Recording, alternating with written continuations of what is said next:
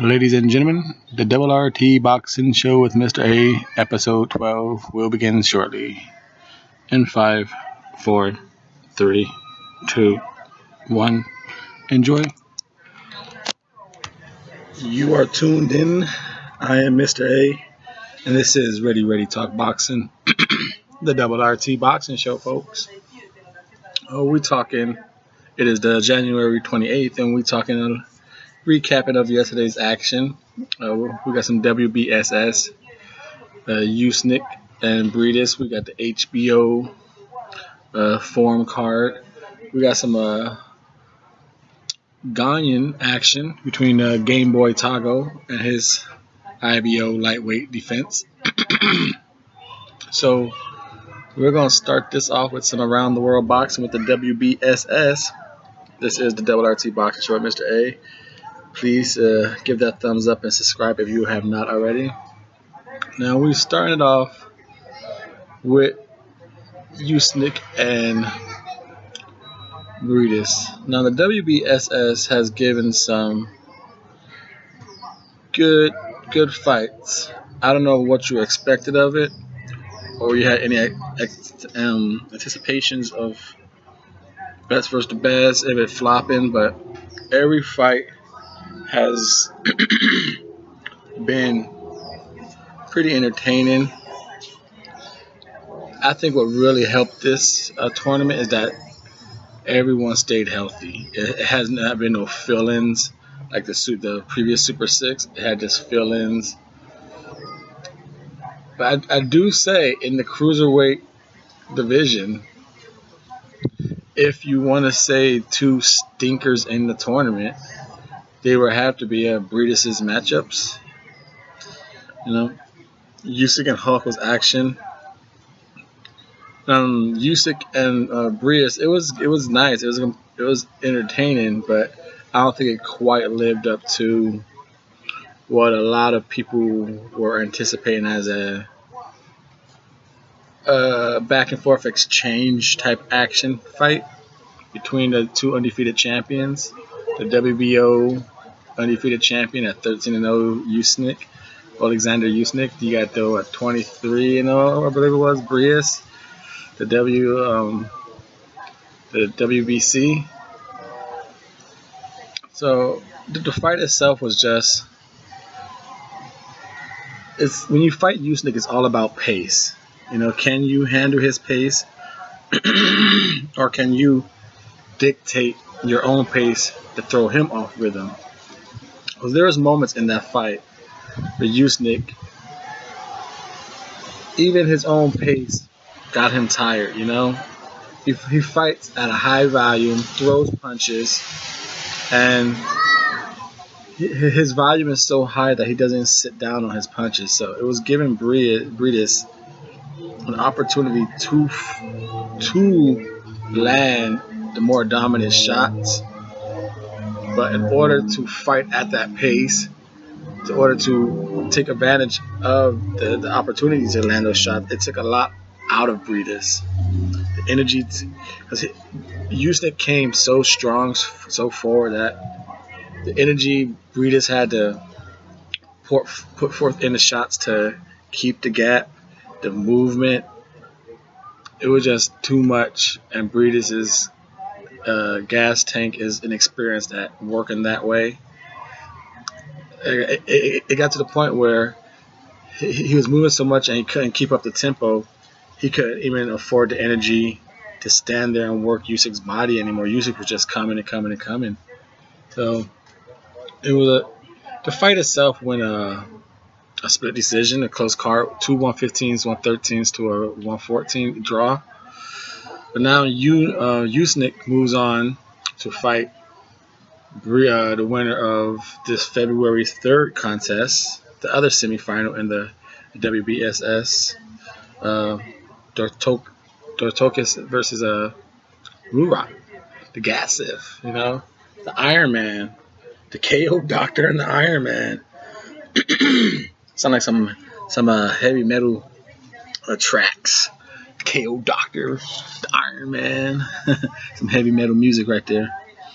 Now that should be a good fight itself, but the winner of that fight should and will have their hands full with Uysk. If Gasov wins that high guard and walk down, he is going to have nightmares trying to fight Uysk that way. Uysk is just going to throw shots and shots, pepper him, keep peppering him and peppering him. I don't know how Gasov is going to, with those big shoulders of his and that high guard, how is he going to throw enough volume to even get points? Because he's going to have to throw. How's he going to keep Uysk in front of him, throwing those hard shots? He's going to tire his arms out. He's going to walk. He's going to get just peppered. I believe Uysk is just going to keep him in the high guard all day, spin him around, walk him around. That is going to look almost worse than it did against Matthysse.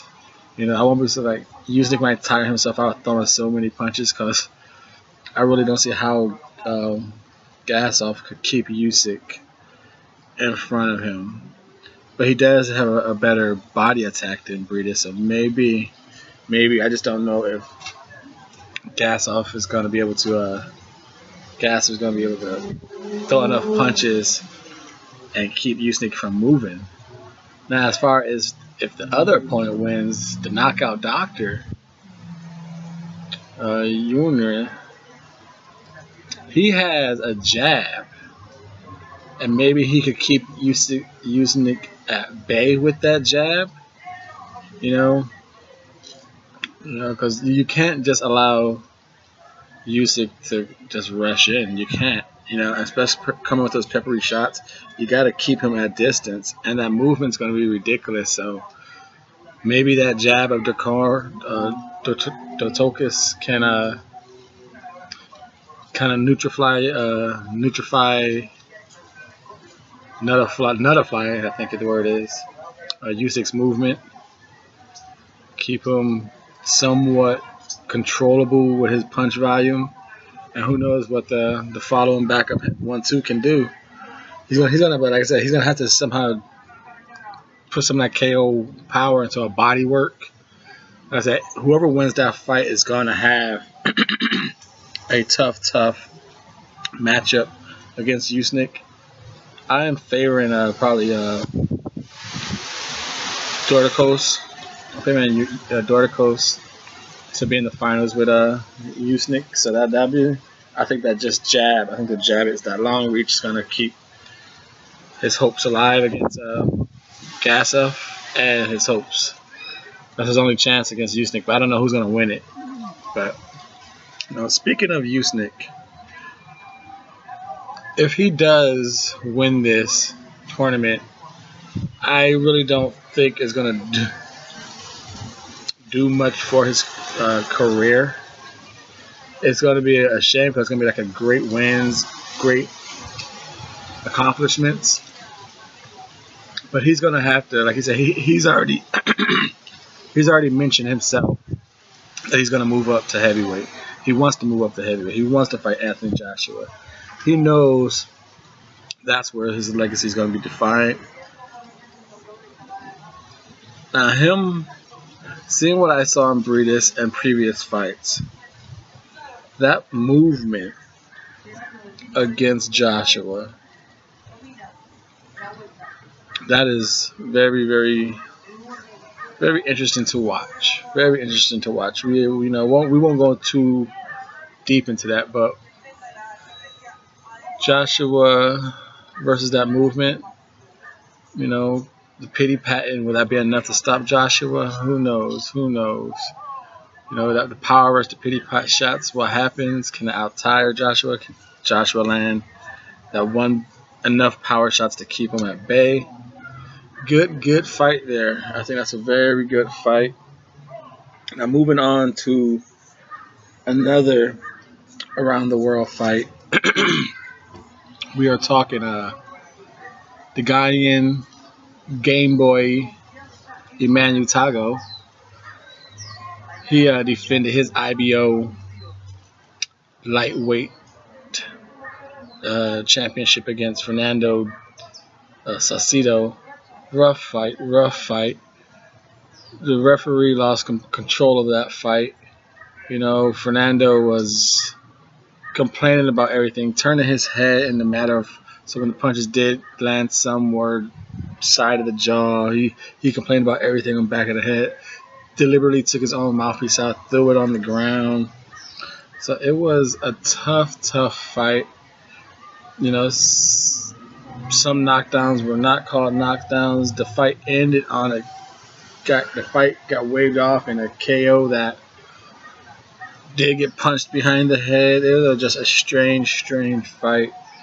But more mattery is that I get it is the IBO belt, but it was a championship belt, and the IBO, it is still some type of pride, you would think, because, you know, there's champions who carry that belt still to this day with them, you know, considering right off the back you got Triple G forever with the IBO. You got Aries Landelara. You saw him carry it out on the Showtime. Dude, he represents that IBO belt. You got Lara always represent his IBO belt. Now you got Chris Eubank Jr. He's representing his IBO belt. And the fact that Tago had this opportunity, you know, the 27th was a big day in boxing. There's a lot of action going on, and the lightweight division, it has good names in there. You know, it got as the champion. It has Easter Jr., Linares, Mikey Garcia, and the other ones vacant. You know, and that's what Beltran's fighting for against Moses, Paulus Moses. And then you got in the shadows creeping up. You got Vasil Lomachenko. So for Game Boy, Tago, you know, to have the other high prestiged lightweight belt, you know, besides the other four, the IBO, it is known. The performance he put on was very. Like I said, to his credit, he had a fighter, Fernando, who did not want to fight. And then, but he didn't show enough where a champion takes out a guy who doesn't want to fight. It was a little disappointing because he has the ability, he has the punches, he has the speed. He could be a little improvement on the defense. But I think he's too much of, even the commentators said it, they mentioned it a little bit of like Adrian Broner. You know, he's too flamboyant and showmanship. I got all this stuff falling on me out here. And as you can see, it is a lovely windy day, sunny, windy out here in California. You know, speaking of California, we going from Ghana around the world to Los Angeles, California, where we had some fights last night at the Forum, the former home of the Los Angeles Lakers. We had two championship bouts. We had the welterweight bout, Lucas Matthysse stopping Kiwa Arum in the 8th round. And that fight, interesting fight. You know, you say well, first of all, the fight ended in a nice little 8th round stoppage for Lucas Matthysse. The action finally picked up. He caught him with some lefts, and Kiwa Arum just laid out. It was like a very late reaction. Left, like the first knockdown, because there was 2 knockdowns in the 8th round. The first knockdown got him with a left hook, and as he was stumbling back, a nice little right on the chin. It looked like he was spread out, but his eyes popped open and he got up. And next time, they're in the flurry, exchange of punches. Lucas Matthysse got him with a straight left. T.Y. fires back with a right. He recoils the right, and then he just drops. No punches ever landed again. It was almost like a 4, 5, 6 second delay reaction. It was weird, but in the fight, it looked like T.Y. Arum was just with a mid-power jab, just controlling the whole fight. Now, Lucas Matthysse was winning on 2 of the 3 scorecards, but I guess they were counting the few and far between power shots to the point shots that T.Y. with Arum was landing all day with his jab. But given that Lucas Matthysse did win, where exactly does Lucas Matthysse go from here? In the WBA, what is some noise? You know, because we will look into that division to see what is Lucas Matthysse can do. Now, him being an Argentinian, it might be a little easier for him to fight the non-big names in the States around the world and make some money, you know, because that belt is a belt. You know, only here in the States, and I guess a little in the higher realm, I guess, of the real boxing, they don't give that regular title much credentials. But around the world, you go to another country with that belt, you know, you're gonna be looked at as a champion. So you figure the WBA super champion Keith Thurman, and then you got number 1 was T.Y. Arum, number 2 Danny Garcia.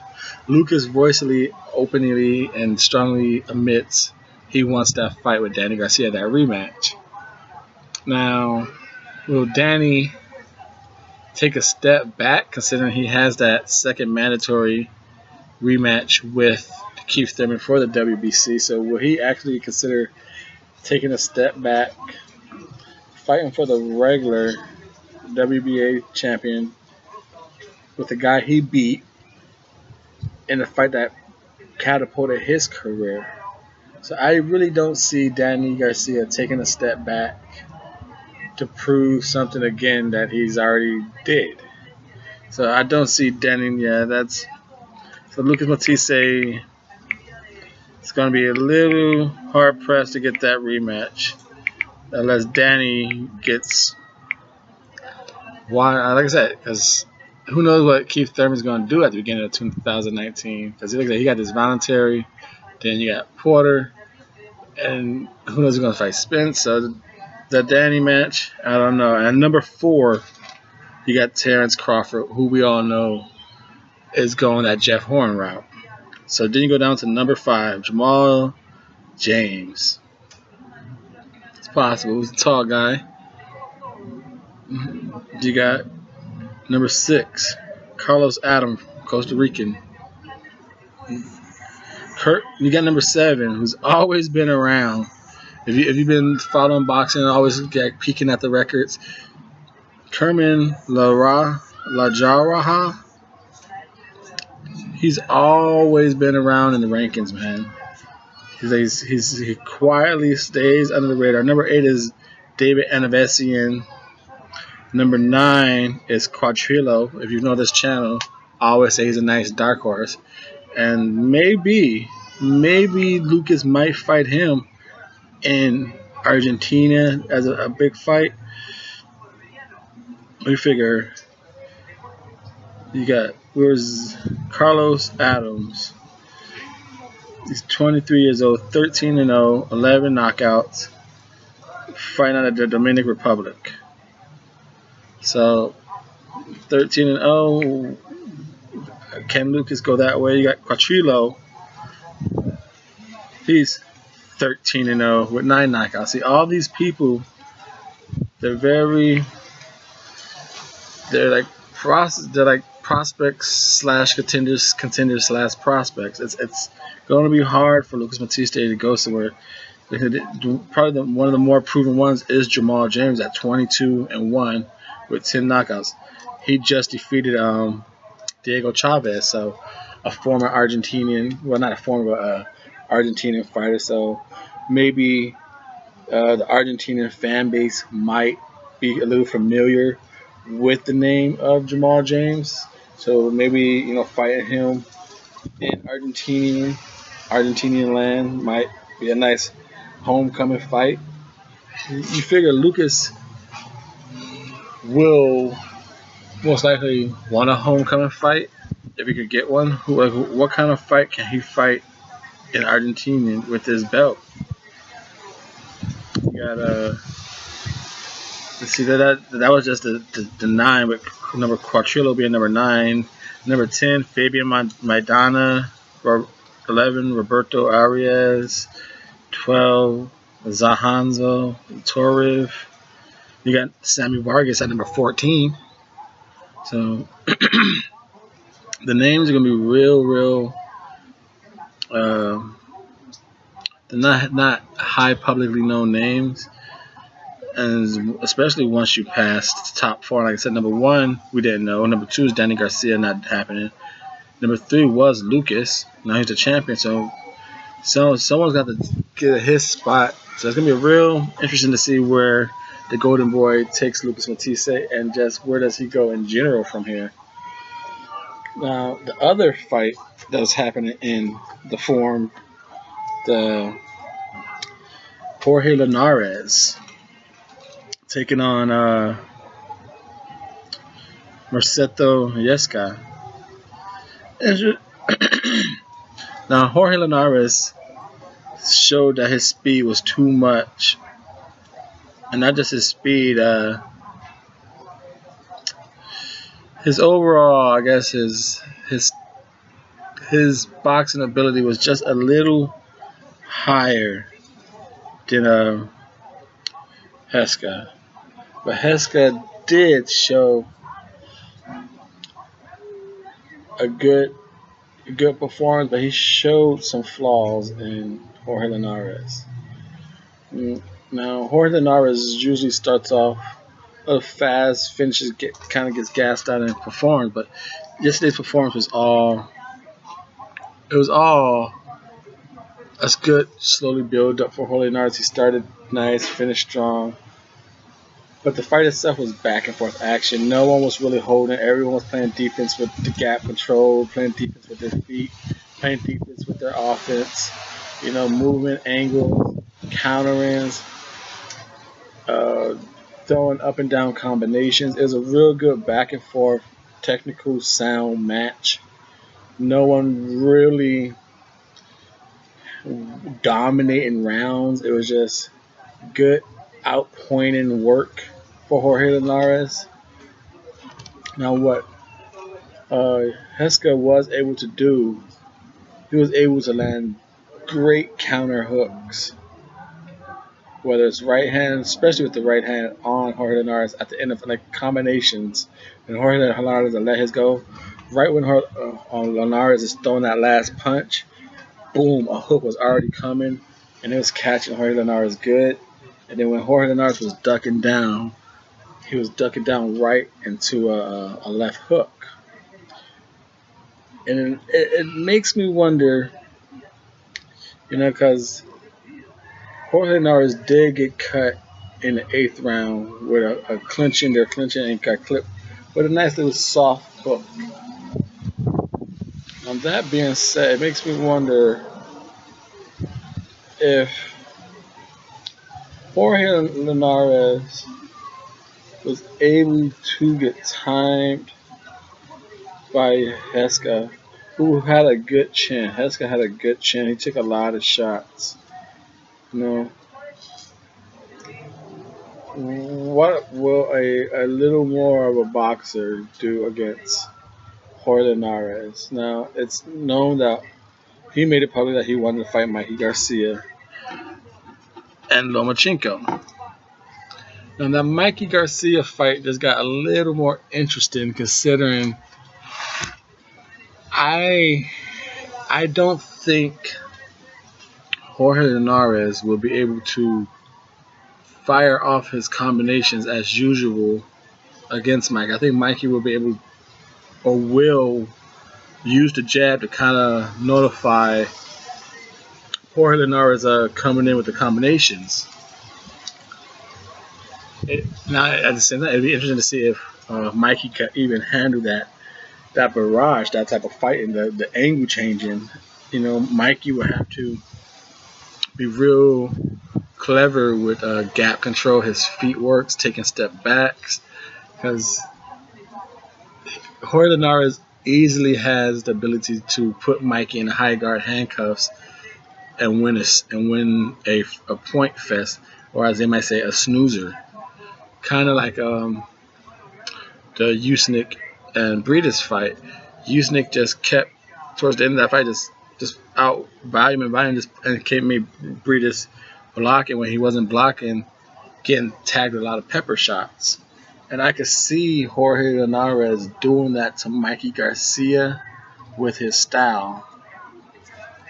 It'd be real interesting to see if Mikey could keep that footwork, you know, taking that step back, controlling that gap, and turning Jorge Linares constantly so his feet would be resetted, so he can't really have the punching power and the leverage to let go of those combinations. Now, speaking of those two fighters, Jorge Linares and Matthysse, they each voiced that they wanted to fight Lomachenko. And Lomachenko against Jorge Linares, that would be a tough matchup, because how I previously mentioned, Jorge Linares likes to duck down on his defense. And he used to not being hit in that position, much like a Guillermo Rigondeaux did against Lomachenko, and Lomachenko figured that out, and that really threw Rigondeaux's game off, getting hit in his number one defensive spot. And I think that might trouble Linares too, if he's constantly getting hit in his comfort zone, in his defensive spot. Now, they both fight in and out and rely on peppering you with shots. They both rely on that. I do believe Jorge Linares maybe throws them a little harder, but I believe Lomachenko maybe does a little more footwork to get better angles. So maybe that his angles might notify all the movement of Jorge Linares, so that'll drop his punch volume down.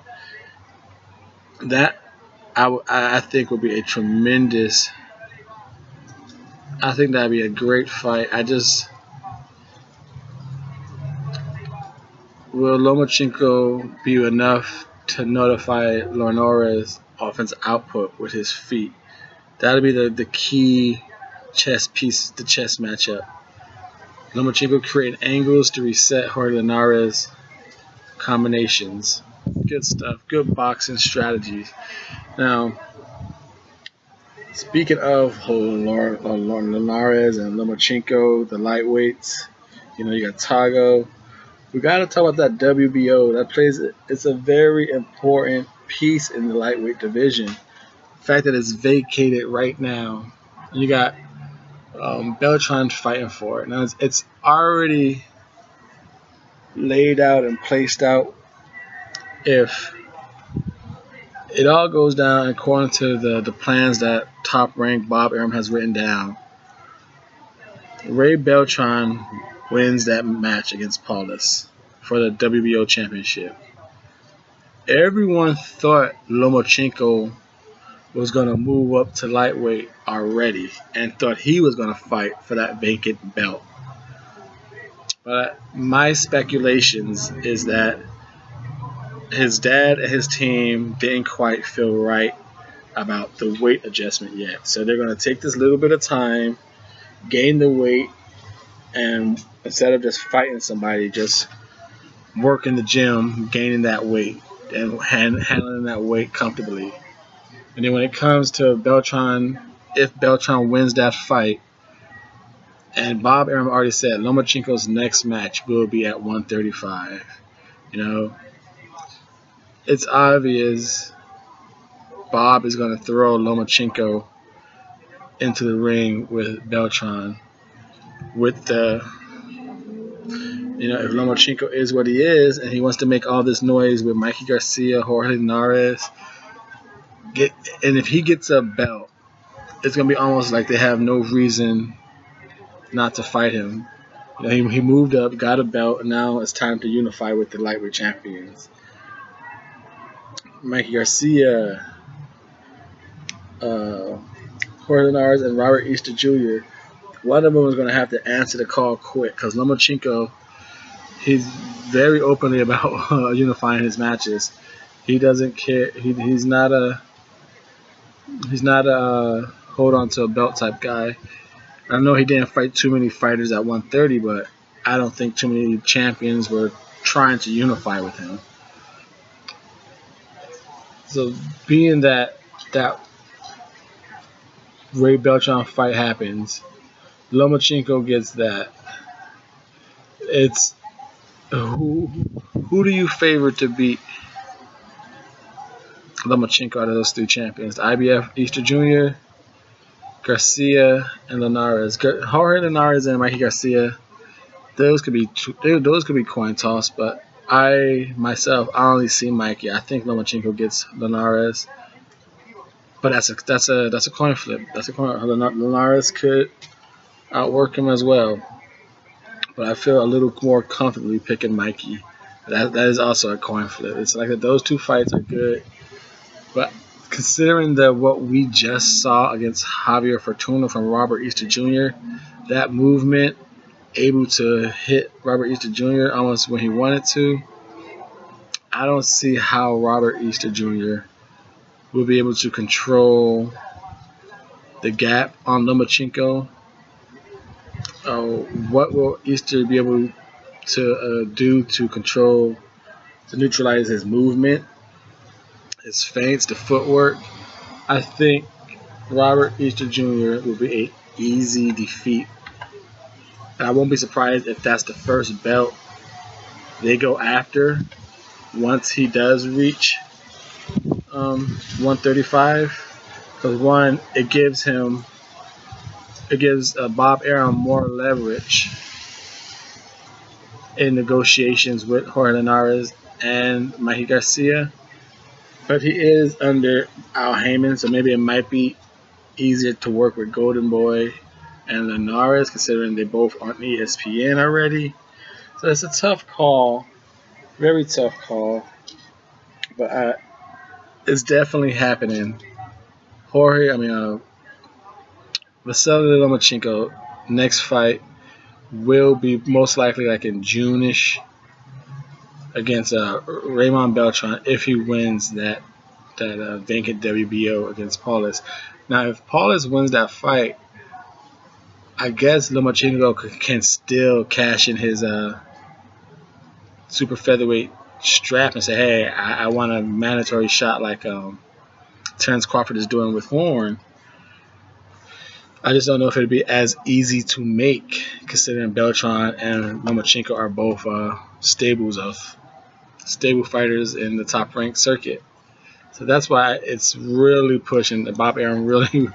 And he's Bob Arum, like I said, in previous segments of the show, Bob Arum's been really, really helping Raymond Beltran with the whole green card thing, staying in America for his job, because if you're unfamiliar with it, Raymond Beltran was going through a little immigration problem, so he needed to somehow prove he could stay in America through a work visa. So, there's Bob Arum was making him active, but not only did he have to make him active, they had to show that he was a worthy to be in America in boxing. You're a boxer, but go to Mexico and box. So they had to give him a game piece to show that he's somebody. So within the year and a half, he is now fighting for a vacant WBO lightweight strap. So that's really, you can see Bob Arum was helping Raymond Beltran with that, because I always think that's real cool. So I do hope, just for that reasons, I hope Beltran wins this match. And when he does fight Lomachenko, I will be rooting for Beltran to at least give a good performance, land some shots, make it interesting, but I just don't see him beating Lomachenko as well. So that is today's show, folks. It is the January 28th. This is Ready Talk Boxing. We talked a little bit worldwide, the WBS, we still got the WBSS undercard to post-fight recap. So stay tuned for that. If you are into the WBSS, there will be a post-fight recap coming of some of the undercard fight of Congolo. There's still post-fight recap of coming of Rios and Moderna 2. And then we will do some